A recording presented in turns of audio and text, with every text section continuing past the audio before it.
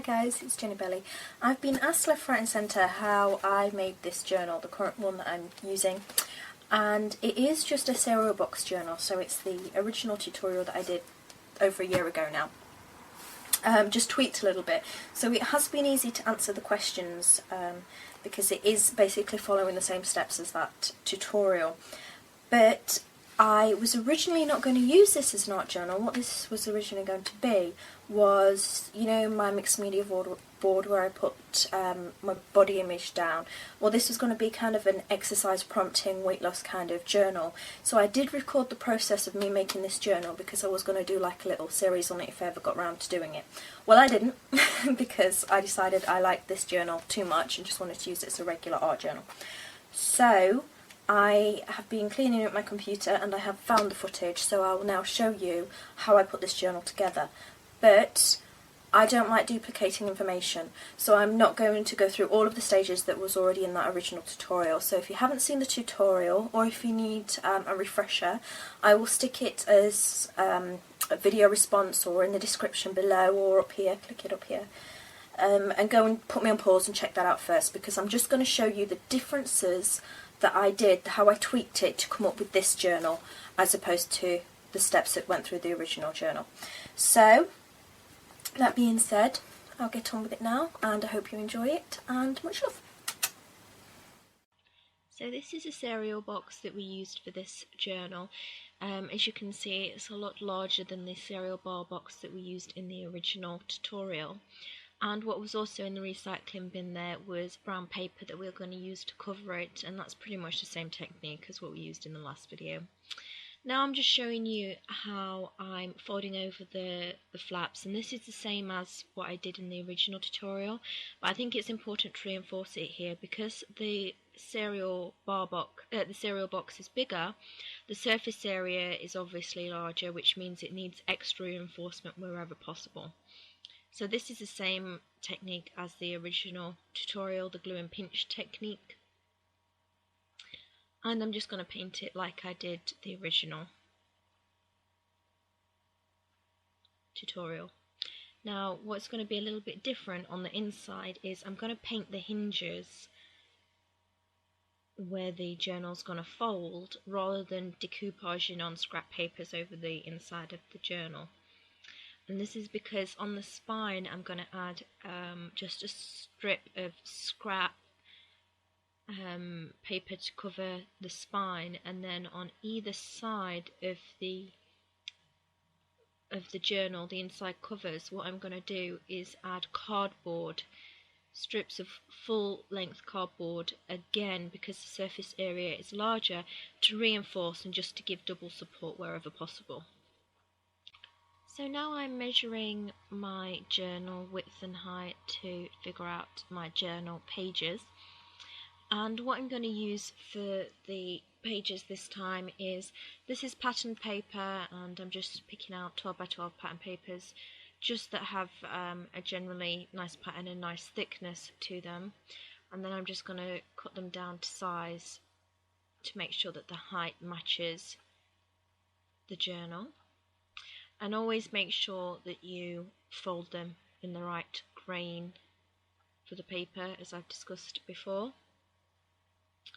And throughout this journal I'm going to use a whole bunch of different papers, which is obviously different from the original, as I used full cereal boxes for that tutorial. So what I'm going to decide to do with this journal is make all of my pages kind of the same width as this 12 by 12 paper.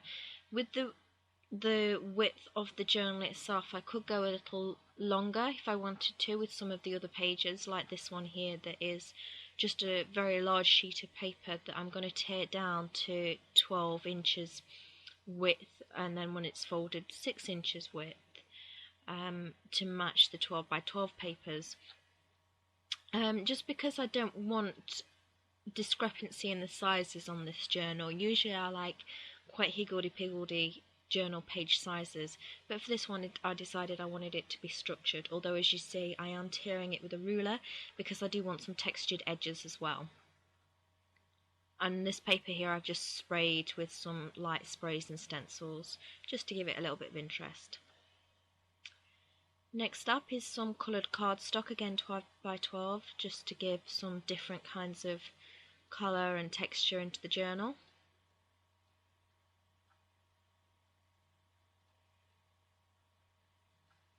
And now next is a huge roll of paper, which is, I think it's wood-free, acid-free, kind of chip-free kind of paper. So I'm using that and tearing the edges very roughly, as you can see here, again, just to give different textures of paper and things in the journal to make it interesting for use.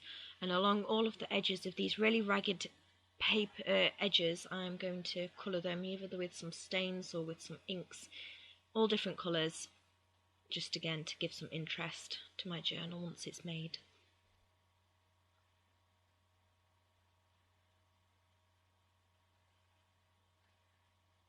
Now we have all of our papers, and you can see I'm just sorting out the different piles of different kinds of paper so that I can make signatures that have a variety in them, all mixed up, so that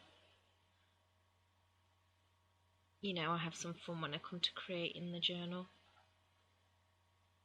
And I think I created 4 signatures of 10 paper, which makes 4 signatures of 20 papers and 4 signatures of 40 sides, which is actually quite a lot of paper.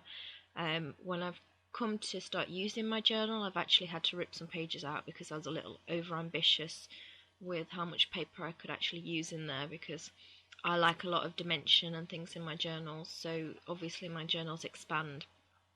So I didn't really need all of this paper, and I took some of the more boring pages out. But I really do like this journal and working in this journal. So I don't regret doing that. It's just a bit of a learning curve.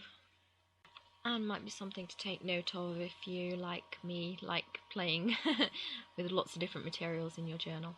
So I'm just adding binder clips there to make the signatures easy to handle, and as you can see the paper's already pretty full, filling up the journal already. So now I'm just measuring some holes. I'm choosing 5 holes on this signature, which is different to the original cereal box journal because I only did 3 holes in that book. But as I say in that tutorial, you can do as many holes as you want. You just have to make sure that you correspond the holes on your signatures to the holes in your journal cover. And just do the same with the rest of your signatures. Now I'm just going to draw the marks directly onto my spine as to where I'm going to punch the holes that coordinate with the signatures.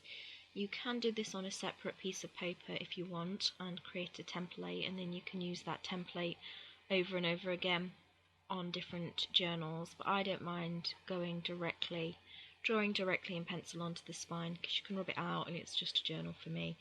I think what I did with this was went directly in the middle, and then I did 2 inches either side of that to create the 5 holes. And I just went through with my pokey tool, making sure that the holes were decent sizes, making sure that once it's all neat, I then rubbed out my pencil lines. Now I'm just picking which kind of colour thread I want to use. This is wax linen thread, you prefer bookbinding thread, and I just picked a contrasting colour. And as you can see here, I'm starting in the middle, but I'm going in from the actual signature out, which is a reverse to what I did in the original tutorial. But I want to kind of make the spine look really neat and flush on this journal. But it is exactly the same process as that original tutorial. I'm just going in from the inside out on this one, that's all. That's how I made this journal. I hope you liked it. I hope it answered a few questions if you wanted to know how I made it. And again, it is just about adapting an idea, a technique that you've already learned, and just developing it how you want. And that is it, and I will see you next time.